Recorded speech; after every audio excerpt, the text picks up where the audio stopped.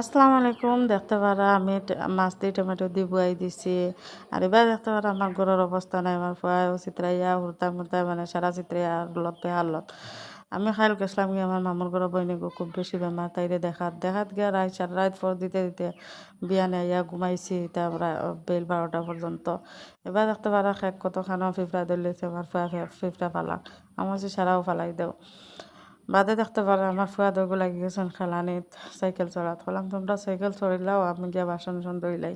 I গেছি দেখতে পারে আমি গরম বাসন ধোয়াত একটের বাসন জমি গেছে, যেহেতু খাইলাম বাড়িতে আসলাম না, আর তারা খাইছেন মা আব্বা ফুয়াইনতে সারাই মিলিয়া, আর রাস্তা ঘর আমার চিত্রাইয়া তৈ দিছেন দেখতে পারা।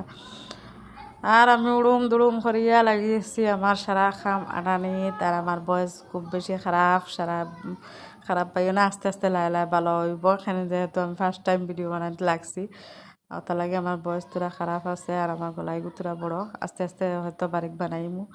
আর সবে দেখতে পারা আমি সারা কাম আটাই লইছি, অতখান বাসন ধুইছি তার কোনো সীমা নাই। আমার হাত এখান ফসা বালা না, হাত এখানে খালি খাল যায় খাল ধুয়ে গেছে।